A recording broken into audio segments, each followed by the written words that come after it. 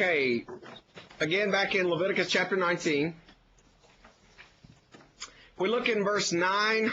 It says, when you reap the harvest of your land, you shall not wholly reap the corners of your field, nor shall you gather the gleanings of your harvest. What's going on right here? God's providing for the poor. He's providing for the poor. Now, a couple of things we got to point out right off the bat. Somebody give me the normal financial figure that we throw out in the church as what we are, quote, to give. 10%. That's what we normally hear is 10%. And they're pulling that primarily from the Old Testament. Here's a question for you. Did they really only give 10%? No, they gave way more. They gave a whole lot more. Yeah. And right now, we're starting to see that whole lot more. Okay? Not only were they to give 10%, they were to leave their corners for the poor. What does it mean when it says, nor shall you gather the gleanings of your harvest? Would that be anything that the people that were harvesting dropped? Yes. So let's say that you are going out and you're cutting wheat. Number one, you leave the corners for the widows and the poor. Where later on in the Bible do we have a very, very vivid picture of this particular situation where somebody is needing that? Ruth. Okay, so again, the Bible is a beautiful book that actually complements itself. It defends itself. It defines itself. Different writers that are writing on the same concepts. God says, leave the corners, and that's what Ruth was going after. Also, if you're out there, you're cutting wheat, you're going to have a lot that falls to the ground. You're going to have some heads of wheat that hit the ground. You're going to have actual stalks that hit the ground. He's saying, don't pick them up. Just leave them. Let somebody else have that. You've got enough for yourself. Let somebody else have that. Now, we're going to talk about two things on this one verse. Number one, we're going to talk about corporate America. And number two, we're going to talk about giving. When you think about what we are doing today in corporate America, it is so anti this passage, it's not even funny. Because we are trying to squeeze every penny out of every situation that we can, literally. And there are corporations who are they're analyzing every bit of their internal structure, trying to figure out how can we make a little bit more money, what can we cut back on, how can we get a better bottom line. And God here is saying, you know what, take the middle, leave the corners, you got enough. It is in direct contradiction to what the business plan of America is right now. How do you get across to a congregation that squeezing every dime and every penny is not necessarily the best thing?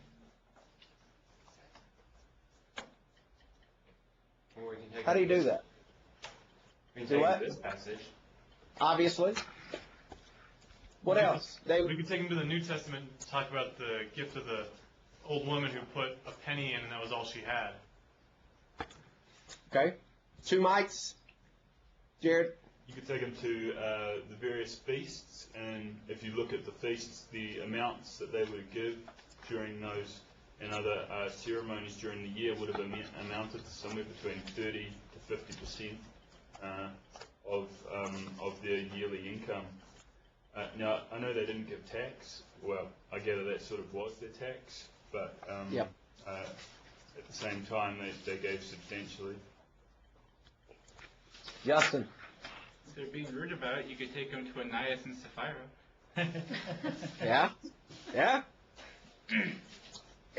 The problem is, guys, that what you're trying to do is you're actually trying to change the mental paradigm of people who have grown up thinking more is better. And when the Bible specifically says more is not necessarily better. Now, closer to God is better, but not more stuff, more things, more money, more grain, more bulls, more goats, more. Yeah, like. Didn't we go over that in Exodus 36 as well? I mean, just about giving. I mean, one place we could take them to show that the people were given more than what they needed. Didn't we just Exactly. That's a great example. Gather up for yourself what you need and not anymore. Mm-hmm. Yes, sir. Basically, you should just let them know that it's not about giving. It's because you have to, but because you want to. Because God doesn't want a selfish giver. He doesn't want that. That's right. Cain and Abel, for example. Right. So part of what your job is as preachers of the gospel is to preach the gospel, but it is also to try to help shape and mold hearts. As parents, that is one of our primary goals. I don't know if you guys realize that, but that's if you're not in the heart molding and shaping business of your kids, if you just think that the only job you have for your kids is to keep them healthy and to tell them no, then you're not approaching parenting right. You're to shape them, mold their heart to where they have a consciousness that's pricked when they do something wrong. Same thing goes with a congregation of people who have been feasting on what the world has to offer. All this time I've been ingesting this idea that, in my business I need to take advantage, not necessarily do any kind of wrong practice, but basically to put the emphasis on the bottom line when the emphasis should not necessarily always be on the bottom line. Okay, so part one of that verse, corporate America, direct opposition of what this verse is teaching. Part two, giving. It's one of the most controversial topics in the church. People don't like you to get into their checkbook. They don't want to necessarily hear sermons on giving. What's the truth about giving? It's not ours to begin with. Amen on that. It ain't ours in the first place. The guy who baptized me, he preached a sermon I love. He's one of those guys that doesn't really care what you think. If it's the truth, it's the truth. And he said, you show me your wallet or your checkbook, and I'll show you what you love. There's a whole lot of truth to that, folks. Yep. I mean, we don't like to think in that way, but the reality of it is, if we love God and we understand that what He has given us is His already, then our giving is going to reflect that. Other comments? Yes, sir. God is not going to forsake you when you give. So when you give, you can bet that He's always going to provide for you no matter how much it hurts. Yes, that is true. That's the point. That is true. My preacher back in Alabama, he used to, he's the same kind of guy. He doesn't care what you think, what you say. So he'll really let you know. You don't have to give that money, and I don't really care if you do or don't, because if you keep it, you can go to hell with that money. But when you get there, it ain't going to help you none. So you might as well give it to somebody who needs it. Yep. Yeah, Jared. We're now under a better covenant, and so while 10% was what was required, we shouldn't necessarily limit ourselves in any way under this new covenant, a new covenant that offers better promises. So Amen. We need to reflect that with our giving. Amen. If we're able to. Here's the way, the analogy you need to think about it. Under the old covenant, you had an Oldsmobile, and it was a 10% payment. Well, suddenly you've been given a Cadillac. Wouldn't you expect to maybe give more for a Cadillac? Shouldn't you want to give more? I mean, you got a better covenant, a new covenant. And for us to say, well, all I got to give is, and realistically, guys, my buddy Jim Palmer, he does the faith and finance seminars. He has shown countless times that even though we say 10, we're really only giving 3 to 4% of our income in the church. Now that's just within the church. That's not including denominations. We give 3 to 4% of our income.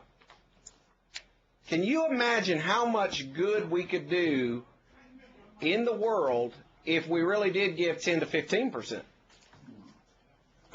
Because suddenly we'd have money to do all kind of mission work. You guys would never, ever have to send out multiple letters to get money to go to preaching school. It would be there. The money would already be there. So bear that in mind as you're starting to build lessons to preach and teach on. This is going to be one of those that you will have to eventually cross that bridge. Now, I'll say this. Members of the church are a lot better givers than other denominations. I grew up in the Methodist church, and I remember they had to guilt those people big time into tithing. And it was a pretty big ordeal. They did not want to come off their money, because they'd never been taught the idea that, number one, it's God's, and number two, what spirit we should give, the fact that we should give liberally and cheerfully. So, already, as he starts out this whole new priestly nation, he is setting up how we're to give. Look at the next verse. You shall not glean your vineyard.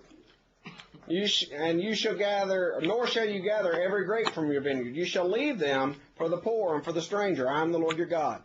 So again, we've got a biblical reference of the fact that people who believe in God and want to follow after God should be, in one form or fashion, taking care of the less fortunate, the poor, the widows. How do you guys deal with, let's just touch on this real quickly, how do y'all deal with when you see somebody that holds a sign that says, we'll work for food? What do you do?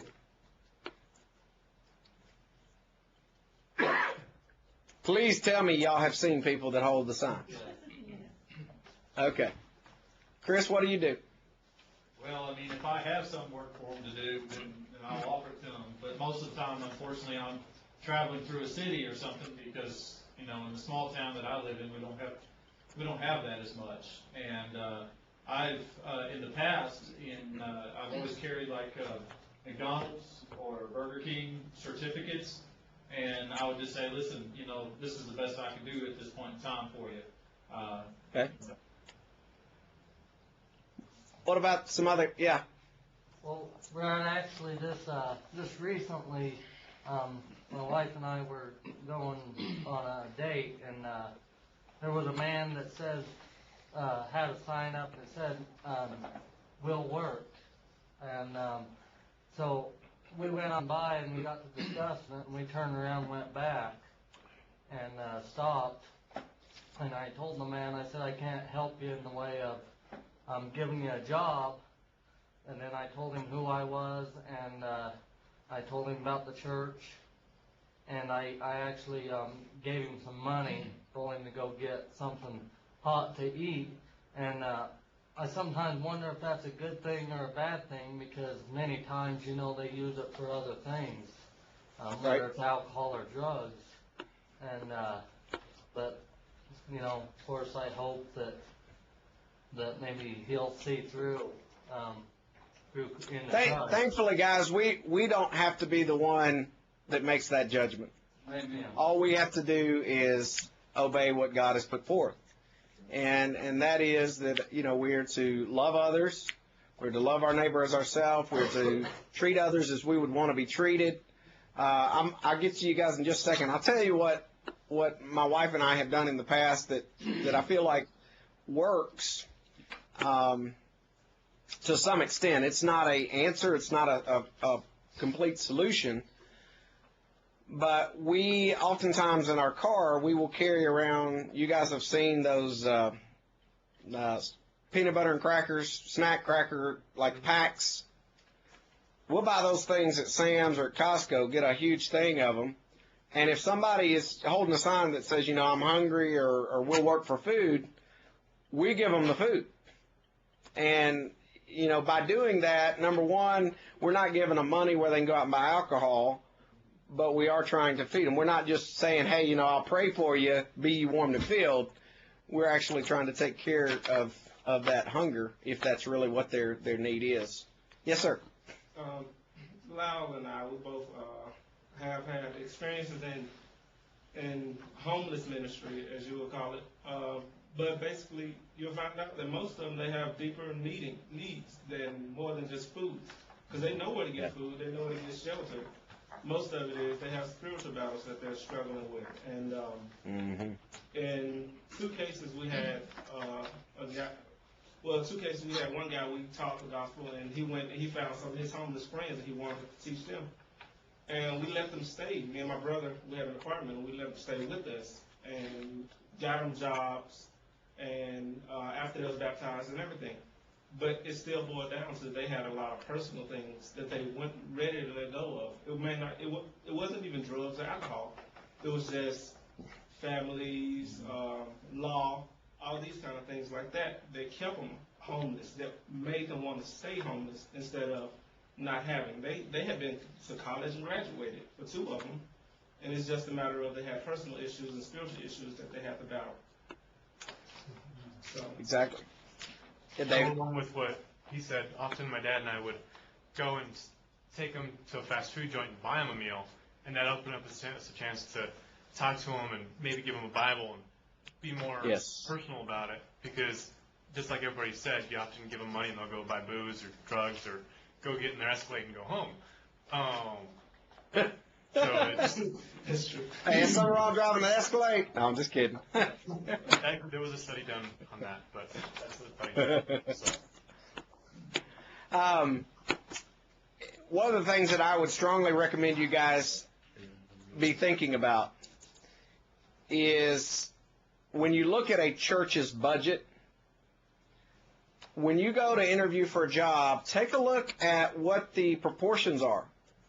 How much money do they give to missions and benevolence? Because, guys, that tells you a lot about a congregation. That tells you if they're mission-minded, if they're trying. Because the Bible speaks a whole lot more about taking care of the poor, the weak, the widows, the orphans, than it does building a building. Now, that's not to say we can't build a building. But how many churches do you see a lopsided budget in which 75% of their total yearly income is going towards building, maintenance, and preacher, and only 15 or 25% is going towards taking care of others or mission work?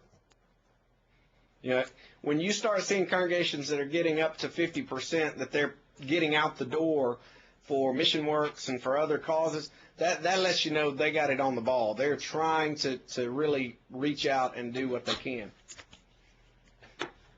Somebody else had a comment. I was going to say something about it, but it's kind of a rabbit trail, but just add something to the giving away money as opposed to food and all that. Hey, if they go buy alcohol with it, so what? That may be getting them one step closer to a situation that's going to get them closer to God. Either way, if I've got it, I give it. You know, if the situation presents itself, I do it. And don't hold any of that other stuff, even in the back of my mind. Because I've seen so many people come to God through alcohol, through drugs. Not that I'm saying I'm all right with it, but what I'm saying, my part, I'm away with when I give them that money. I think we've got to.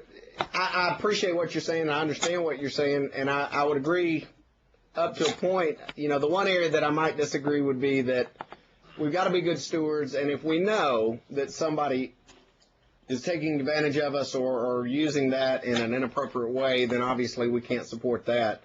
Right. And you guys will run into that. There'll be times where within your church congregation, somebody will come 3 or 4 times in a week. Like we gave this happened actually at our home congregation about 3 weeks ago.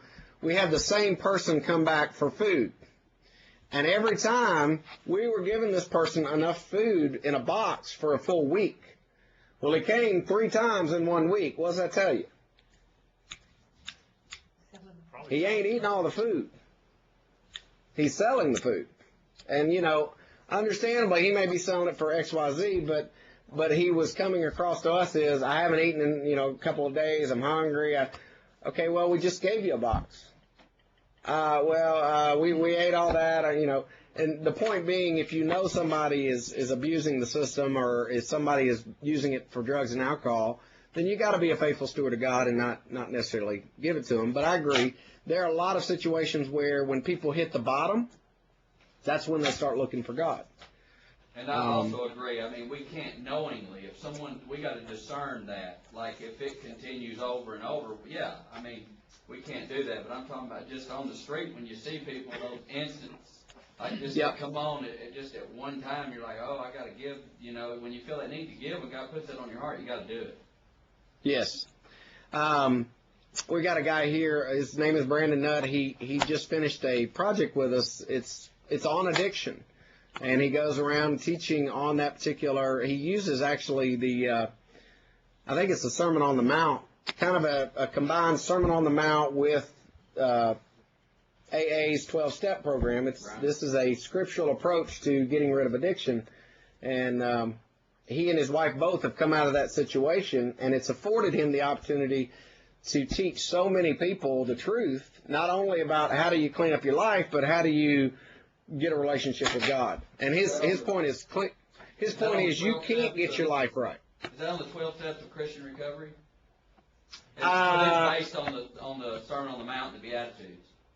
That's what he's using. Good program. Yeah. Good. It's a really neat CD. We've got an audio CD where he did it. Any questions about chapter 19 before we move on? Again, from a big picture, what he is doing is he's trying to tell people, how do you keep yourself clean and unspotted? How do you set yourself apart from those folks who are not Israelites? Chapter 20, he starts out, penalties for breaking the law. The Lord spoke to Moses, saying, again, you shall say to the children of Israel, whoever in the children of Israel or the strangers who dwell in Israel, who give any of his descendants to Moloch, he shall surely be put to death. The people of the land shall stone him with stones. So now we find out what is the punishment. We talked earlier about the fact that these people were offering their children up to the fires of Moloch. Now God says, not only is it wrong, here is the punishment for doing that. You flip on over, let's see, and we find, for instance, verse 5, then I will set my face against that man, against his family. I will cut him off from his people. All who prostitute themselves with him to commit harlotry with Moloch. And the person who turns to mediums and familiar spirits to prostitute himself with them. I will set my face against that person and cut him off from his people. Consecrate yourselves, therefore, be holy, for I am the Lord your God. You shall keep my statutes, perform them. I am the Lord who sanctifies you. Everyone who curses his father or mother shall surely be put to death. How many of us would still be living if we lived under the old law? I mean, think about it, guys. I suspect every one of you in that room at some point probably mumbled under your breath something about your parents. No, well, except maybe the exception would be Jared. Jared's dad is such a kind, gentle spirit. Yeah, right. I can only wish that my dad was something along the lines of Hail Hitler, and I paid the price for a few months after that. I can actually say that because that is a man who, guys, I flew a 13-hour flight from L.A. Well, I flew 4 hours from Nashville to L.A., 14 hours to New Zealand. Then I had a commuter flight for about an hour. I get off the plane with 3 children, mind you. Get off the plane. They had me door knocking within an hour and a half, thanks to his dad. No mercy. Let's see. Let's go down to verse 13 of that. If a man lies with a male as he lies with a woman, both of them have committed an abomination. They shall surely be put to death. Their blood shall be upon them. So what was the punishment back then for homosexual activity? Death. What was the punishment in 5 of the 13 colonies for homosexual activity? The answer is death. Where did they get that from? Right here. When you look at places like New York, when New York was first founded, can you imagine this? New York, the state of New York, the colony of New York, when it was first founded, if you were committing homosexual acts, it was the death sentence, death penalty. Now, today, you commit a homosexual act in New York, they'll put you on TV. If a man marries a woman and her mother, it is wickedness. They shall be burned with fire, both he and they, that there are no wickedness among you. If a man mates with an animal, he shall surely be put to death. You shall kill the animal. If a woman approaches any animal, mates with it, you shall kill the woman and the animal. So what we had before in chapter 19 was the moral law, the moral expectations. I don't want you to do this. I don't want you to do this. Now God is coming back saying, okay, I recognize the fact that some of you are probably going to violate these laws. Here are the punishments for those violations. And in most cases, a lot of these cases, the punishment's death. Why do you think the punishment was so severe in some of these things? Make sure it doesn't happen. Do what? Make sure it does not happen. Make sure it doesn't happen. I tell you what, you kill a few folks in the sight of the rest of them for doing something, that's a pretty good deterrent. You know, you can say what you want to about public hangings, but there was one thing about a public hanging. It served as a great reminder to the rest of the people not to do whatever those people had done. What else?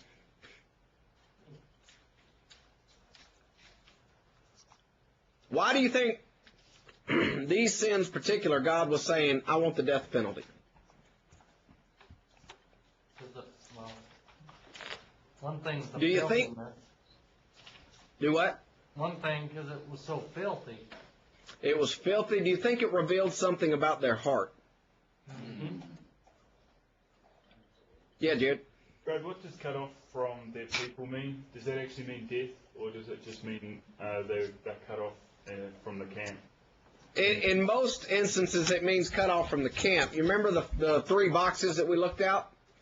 Yeah. This would put them in the outside box. Now, there are a couple occasions where you'll read where it specifically talks about killing them, smiting them, striking them. But in many instances, they were shunned outside, which, if you think about it, that was a spiritual death. Because no longer could they have their sins atoned. No longer could they approach the priest.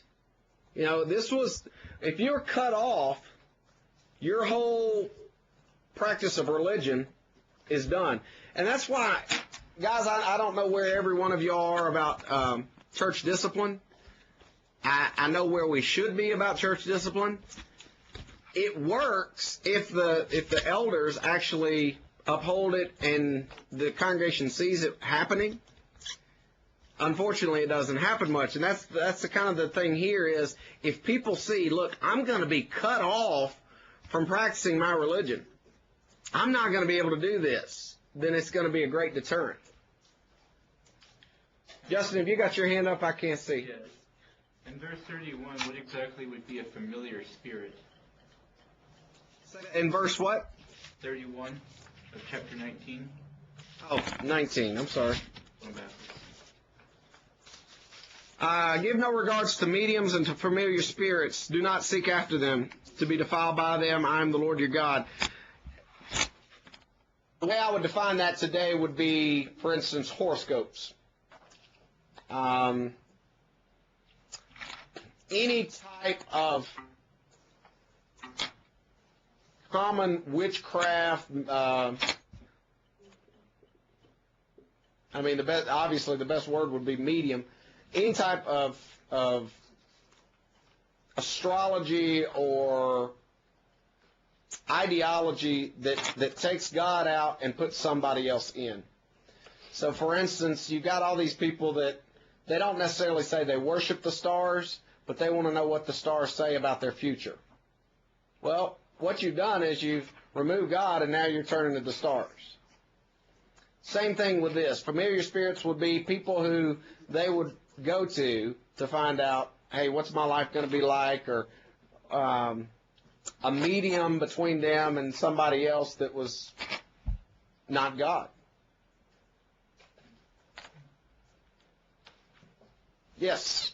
Going with that, when it says seek them out, in a modern day application of that, would you apply that to TV shows and video games that include witchcraft, sorcery, or would you relegate that just to the actual world of people?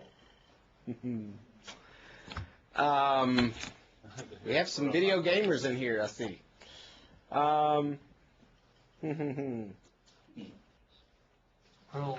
This is something I tell my friends, but they don't believe me. So. Yeah. Very good. You know, here's the deal. Bottom line on all of these types of questions, if it's coming between you and God, it's wrong. Amen. Period. Yeah, Jackie? How about Halloween parties? That was gonna ask. Oh, see, now you guys are getting me to weigh in on things. Okay, do I What do think... you do, Brad? Do you mind telling us how you practiced in your family? No, I don't mind at all, guys. I'm an open book. Our children know at a very young age that, you know, what holidays are for. And so, for instance, with Halloween, we have actually taught my older kids that this is something that comes from like a pagan worship, but that today in America, kids basically have used it as a way to get candy. Do I want my church family sponsoring Halloween parties? No, I don't think that's right. I mean, there's too many other good ways that we can get together and do things. Do I have a problem with, say, my kids going to their grandparents and knocking on the door and asking for candy? No, I can handle that. You know, my wife and I, we try very hard to tailor what they dress up as. You know, we don't want our kids modeling themselves after bad people. Right now we're going through a Star Wars phase that's kind of killing me. But, you know, Jackie, to answer your question, do I think, for instance, the Bear Valley congregation should say, hey, we're having a Halloween party? No, I don't think so. Do I think they could have an autumn party or a fall festival? Absolutely. I think that's an appropriate thing to bring people together and, you know, fellowship and have a good time. But I don't know that we need to necessarily be promoting or celebrating something that we know has come from a wrong thing. Same thing with Christmas, guys. If any of you believe in Santa Claus, I'm sorry for what I'm about to say. My kids, you know, we view it as basically a secular holiday, just like Thanksgiving. Thanksgiving is a secular holiday. It's a holiday that our society has said we're going to spend time with family and give thanks. Christmas, at our house, we view it as a secular holiday to give presents. Not anything to do with Jesus' birth, but a time of family and to give gifts to each other. So I think we got to be very careful to make sure that our kids don't grow up adopting a worldview of, for instance, hey, that's Jesus' birthday and, you know, all that kind of good stuff. I'm fighting in my own home congregation right now. We're using Bible class material that's put out here in Nashville by one of the publishing companies that is nothing but watered-down denominational garbage. And every single December, in their stuff, it talks about the birth of baby Jesus in December and death of Jesus around Easter time. And it frustrates me because I'm trying to do right, teaching my kids, hey, this is what the world thinks, but this is the truth of the matter. But you got to imagine, you know, in a 6 or 7 year old's mind, they're learning every Wednesday night, every Sunday morning, birth of baby Jesus, birth of baby Jesus. They get in the car, they go home on a Wednesday night, and they pass all these, quote, nativity scenes in people's yards that are lit up. What are they going to instill up here? So even though you as a parent are trying to do right, you got to realize sometimes that's an uphill struggle. I realize, Jackie, that's a long answer to your question, but I will say this. I am submissive to my elders, and so if they come out and say, we're having a Halloween party, I say, okay, and maybe not let my kids participate, or I can very politely ask them if they would mind sharing with me why they feel like that's okay. Because ultimately, I am under their authority. I've got to be respectful to them. Chris. Just for your information, go. You might, if you can write this down, BibleStudyGuide.com. That is a curriculum. Are you familiar with it? Yeah, we got several copies. Oh, never mind then. At Greenbrier, and I thought it was really good. So. That's the one he's talking about, Chris. You're talking about the blue notebook, aren't you? Huh? Is it a blue 3-ring binder? Yeah. Is Yeah. that the one you're talking about? Yeah. Are you serious? No. That's not the one my kids are using. That's the one I'm trying to get our church to use. Oh, okay. No, I was going to say, because I don't recall that it said anything about Christmas or Easter. No. No, the ones my kids are using is basically stuff out of some of the big names groups where, you get the little cheesy handout. Basically, it's color cut paste. Here's your little story, which is not Bible class. We are dumbing down Bible class in the church. All right, chapter 21, regulations of conduct of priest. Let me ask any questions before we leave chapter 20. Anything else in there that you guys have questions about? Okay. So, again, that particular chapter was focusing on the punishments for immoral behavior. Now we're going to go to, okay, what do we expect out of our priests? The Lord said to Moses, speak to the priests, the sons of Aaron, say to them, none shall defile himself for the dead among his people, except for his relatives who are nearest to him, his mother, his father, his sons, his daughters, his brother. Also his virgin sister who is near to him, who has no husband, for her he may defile himself. Otherwise he shall not defile himself, being a chief man among his people, to profane himself. They shall not make any bald place on their heads, nor shall they shave the edges of the beard, nor make any cuttings on their flesh. They shall be holy to God, not profane the name of the Lord to God. For they offer the offerings of the Lord made by fire, and the bread of their God. Therefore they shall be holy. Don't take a wife who's a harlot, nor shall they take a woman divorced from her husband, for the priest is holy to God.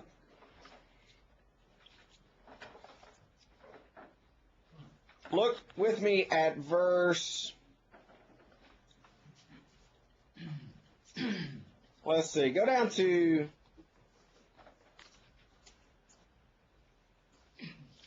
verse 17.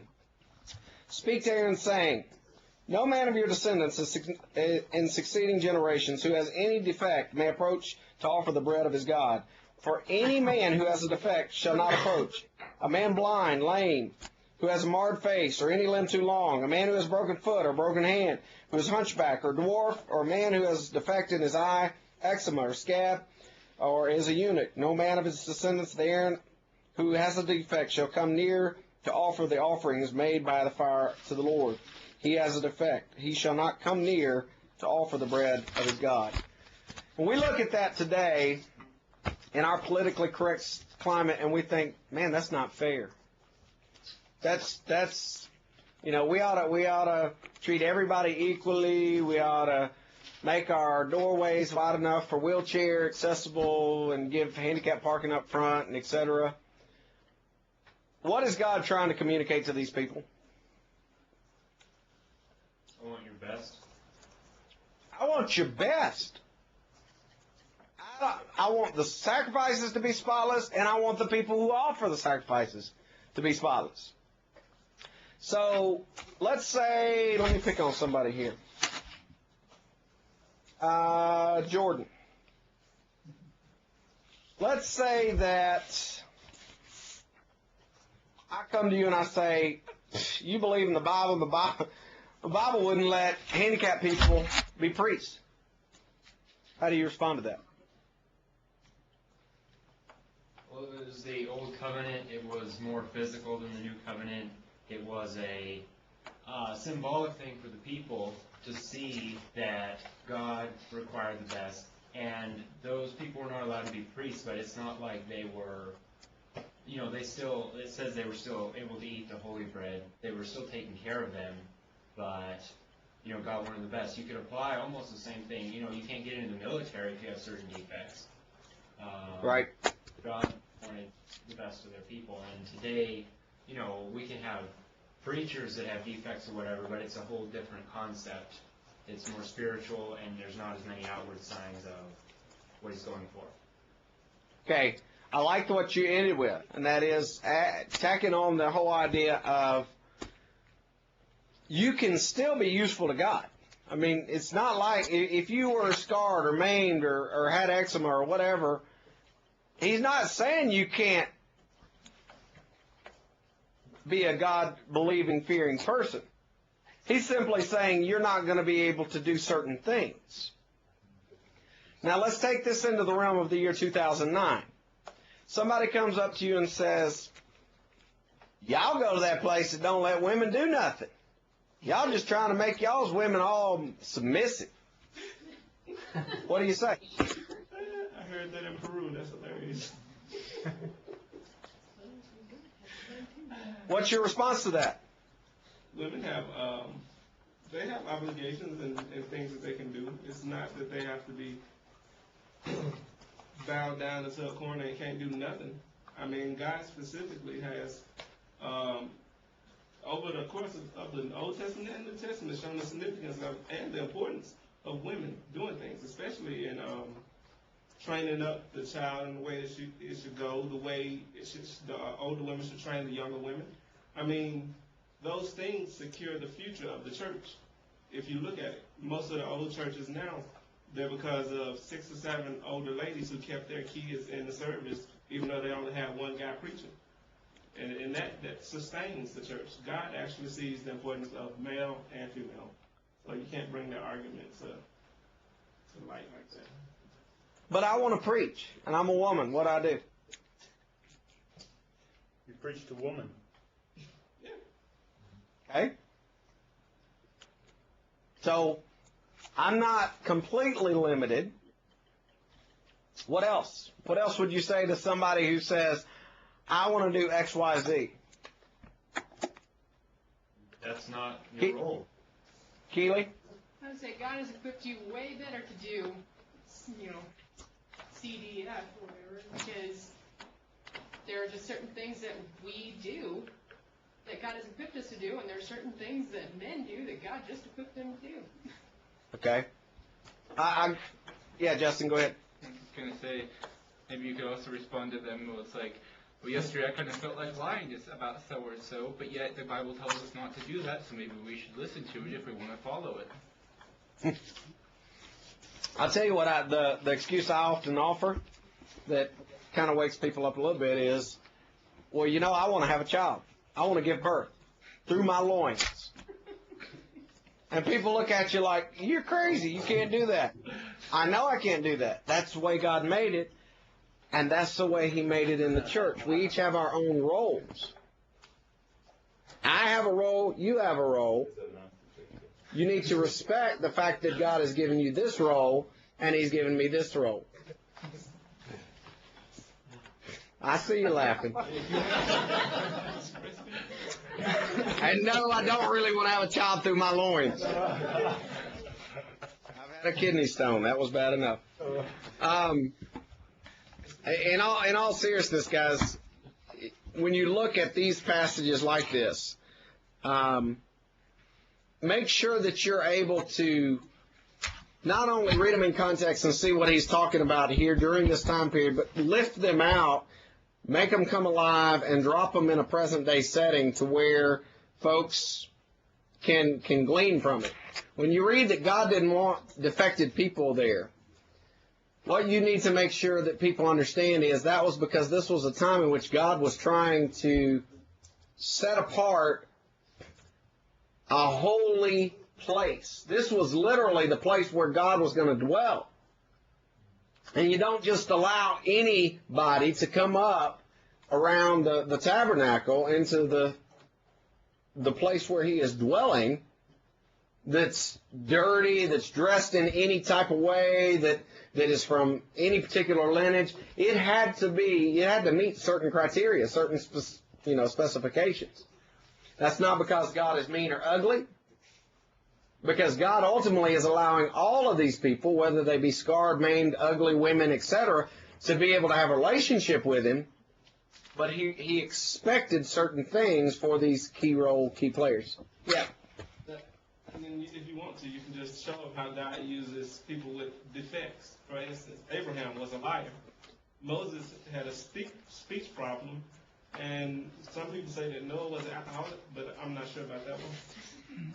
I mean, it's not the quality, it's just that he's setting down the foundation. Just like if you were going to teach kids about Pop Warner football, you got to set down the foundation so later on they can get the deep meaning of what he wants out of them. Absolutely. What do you think would be, if you had to preach a 5-minute sermon on a Wednesday night saying regulations for the conduct of modern day preachers? What would you try to communicate in 5 minutes? What does God expect from a modern day preacher?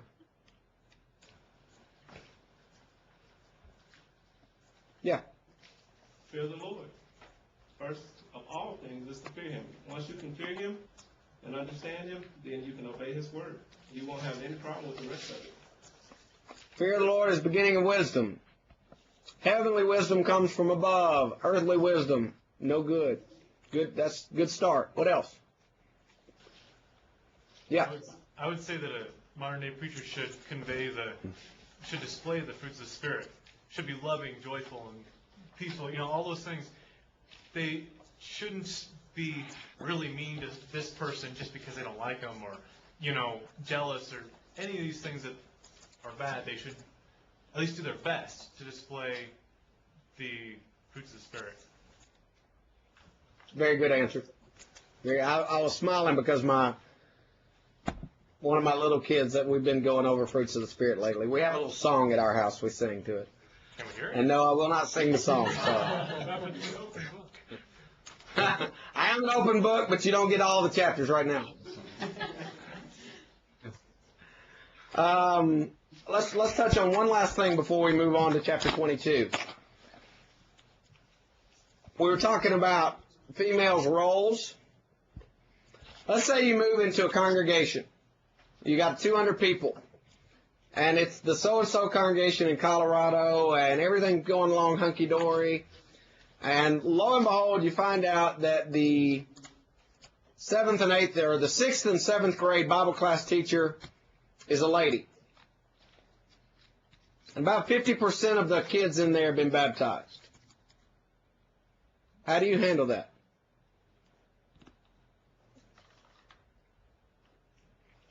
You got to change it. Or you got to do your best to change it.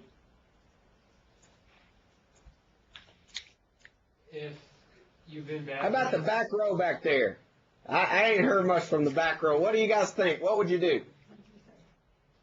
Just because a person is a Christian doesn't make him a man at that time. So Okay. I think a lot of children are baptized before they become a man. So I would have no problem with a woman teaching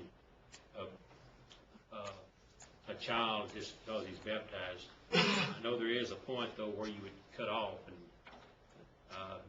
normally, I think wisdom would say maybe junior high would be a good place to start. Okay. Jackie, I agree with you probably mostly. Tell me, though, what would be one of the criteria that you would use in discerning whether or not that person is mature or ready? Well, I think the New Testament word aner for man, is an adult male. He's able to father children at that age. So, Okay. Okay. Probably my cutoff place. Okay. So you would actually put more of a physical age, physical development 14-ish age on that particular setting. Right. Okay. What about you guys, the rest of you? I would not necessarily, I appreciate very much what he was saying, and I can understand that. I would also have to add to that, though, what if you've got a kid who is 13, maybe not necessarily, quote, ready to reproduce, but is able to read Scripture, look at his teacher and say, it says here that a woman should not be my teacher. At that point, I think in my mind, once they are cognitive of the roles of people, I think we've got to start thinking, maybe it's time that we make a change. Now, apparently, then, what you're saying is there is some cultural aspects to that. I believe. Absolutely. We have a lady who teaches a very good, probably one of the better Bible class teachers at Greenbrier, and teaches the 5th and 6th grade. Now, if her husband is available, then, if he wants to be in there, then she sits off to the side and lets him teach. But if she is going to teach, then he walks out. But there are, I believe, if I recall, there may have been a couple of young men there, but that were Christians. Although I struggle with a lot of times kids of that age, and that could be a whole discussion in itself. Are they really ready? But the usurp authority. I mean, who's got authority over those kids at home? The mom and dad. And as long as that child is still living in the home, then that mom has as much authority over that child as the dad does. And so that's kind of the gauge that I use as well. Yeah, I mean, I think one of the sad parts in the church is we've actually gone down in our normal age for baptizing people. We're baptizing people earlier and earlier. I mean, I'm seeing 9 and 10-year-olds being baptized now. 7-year-olds. But mentally and mature-wise, we're not where we were 40, 50 years ago at age 9 and 10. And by that I mean I think we're worse as far as immature. Kids are not maturing. They're not as responsible because we're not placing the responsibilities on them.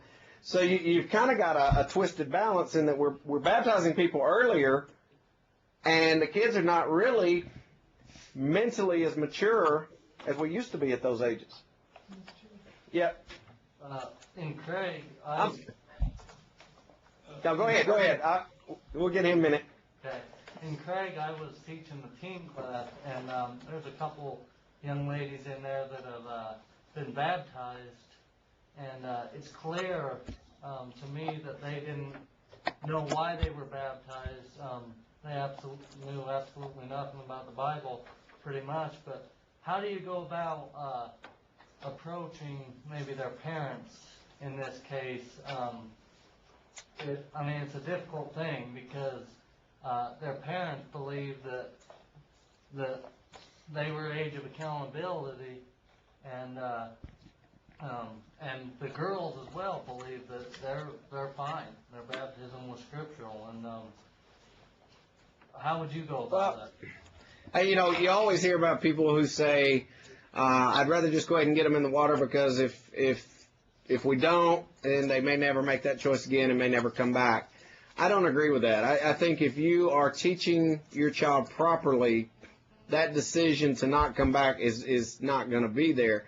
I was preaching in Texas, and don't you guys dare tell my son this. I said I'm an open book. I'd extended the invitation, and my son, oldest son, was on the front row like he usually is. He took a step forward. I was like, oh no, what's going on? So we're singing. I just kind of lean over. I say, what's up, bud? He said, I think I need to come forward. And I was like, why? He said, well, I feel like I need to. And so at this stage, he was either 7, almost 8, or just turned 8 years old. patted him on the back without anybody seeing me. I mean, we're still singing. I'm just kind of leaning over, patted him on the shoulder, and I said, we'll talk about this afterwards. I said, you're okay. And he stepped back. We finished singing. To this day, I don't think anybody in that church even knew that it happened. When it finished, he and I sat down, and I've got a drawing in one of my Bibles that I used in teaching baptism, and I showed him what status children and those who are suffering from mental disorders are in, and that would be a safe status in the eyes of God. And where he and I kind of left it was, once he had left that safe status, number one, he would know himself. His conscience would start letting him know that, and he would have trouble sleeping. He would be thinking about it nonstop. And number two, I would eventually probably tell him, Will, you've hit an age where you're no longer in that safe status. So, I do think in many cases that parents take the wrong approach, and that is, hey, if they're asking about it, we need to just go and get them in the water. I don't know that an 8 or 9-year-old really understands what they're doing at that stage, what the enormity of it. I mean, when you've got a kid who can go from being baptized and 2 hours later they're playing in the floor with toys, to me, there's some things to think about. Mr. Cooper. Well, you say we're in a church in Colorado somewhere, and the woman is teaching. First, what does the elders think? Because I know that pertains to before you go and try to change things. But secondly, one of the things we were taught back in the South was, at a certain age, you start having to take on some responsibilities, and especially as a young man who's been baptized, and especially when it comes to service. So your conduct becomes a matter that is affected as far as the church. Your activities outside and inside service become viewed upon more people, because you really become a light in that area. And when you start thinking of that, you start becoming more of a light to people who aren't even there. So they actually started training us on Sunday evenings, 1 or 2 o'clock, and then again on Thursday evenings and Friday nights on how to conduct service, what things are for. And Yes. if you're going to be in those classes, it's fine if you're learning. But if you're there idly and not learning anything, then basically, you need to be in the adult classes learning something that's going to be beneficial when it comes to saving souls. Right. Very good. Ms. Juanita, you got yeah. I was going to say, I was teaching the 4th grade class here at Bear Valley years ago, and I had a young boy, 9 years old, and he was baptized. But he wasn't really mature, but he was very smart. He was a very smart little boy, could read very well, and I didn't know if I should still keep him, teach him or not, but Jackie said, go ahead, because he's really not a man right now. But he was he became, he's grown up, I'm sure now, but he was pretty young when he went forward and got baptized, and I didn't know what to do about it. So I don't think a woman should teach in the presence of any man, her husband, or anyone in a classroom situation. I think she should sit alone like the man up said, and let the man teach when he's in the class. And when he leaves, she's free to teach. I believe that. Absolutely. Absolutely. And, I think that is a pattern set up by God. I don't sit here and claim to understand all of why God set things up the way he did. But I do know this. I know God is infinitely smarter than me. And by him setting that up that way, the smartest thing for me to do is to say, that's your plan, we're going to follow it. You had a question? I did. My question you never quite answered. When I was asking how you go about approaching either the parents or somebody in charge of those girls, because the thing of it was, me teaching the class, I was seeing this firsthand, and so I kind of knew what was going on, so I felt it was kind of on me to take care of it, because I was seeing this firsthand, and, you know, others within the congregation may not have known what was going on. Let me put it to you this way. You guys are going to have multiple opportunities when people come forward, and I think that is part of your responsibility as preachers of the gospel, is to not just blindly accept somebody who comes down, but to at least ask them a few questions to make sure they understand fully why they're doing what they're doing. And what are the, one of the areas that we fail as preachers is we don't ask people, are you ready to be responsible for the changes necessary if you do this? Are you really ready to take and make some life changes? Do you understand why you're doing what you're doing and what it's going to mean from this day forward? It's one thing for an 8-year-old or a 9-year-old to come back from camp where they've watched 3 or 4 people get baptized and everybody getting emotional and crying and them saying, hey, it's my turn too. It's another for that 8 or 9-year-old to look you in the eye and to say, I've got sins that I need to be washed away by the blood of Jesus Christ. And I can't sleep tonight unless we do this, and I need to make some changes in my life. I want to go to heaven. Yeah, Chris. Having a few times as a youth minister, it would always come to me and they would ask, well, what are you going to do about it? And I was fortunate that I had elders. And I would go to them, and I feel like if you have elders, it needs to be their job to address that situation at that time. Yeah. The question is if they're Christians, and if it's a young man especially, are you going to allow them to start serving on the table or doing things that a Christian would be doing? And if you're not, why not? And maybe address it.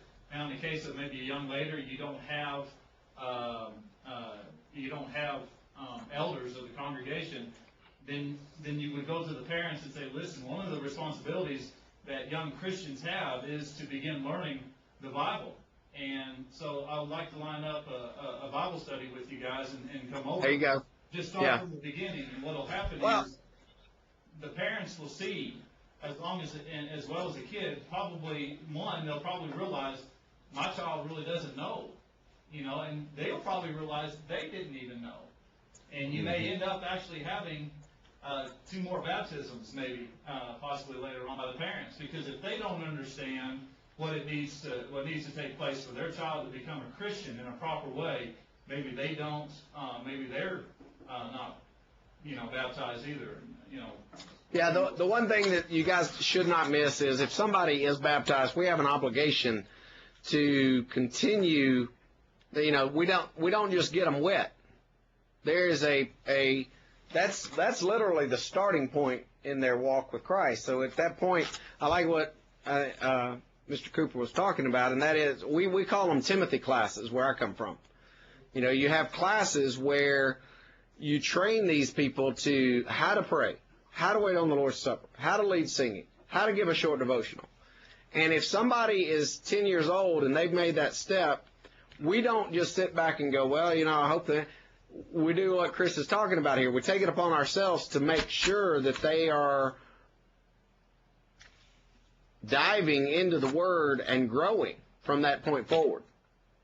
Because even if they weren't ready when they took that step, by doing this further study, by bringing them up, by having them Timothy class, you get them to that point where they are ready eventually for the meat of the Word. So I'm going to do something I normally don't do to y'all, and that is I'm going to let you guys out 10 minutes early today. Consider it your Halloween treat.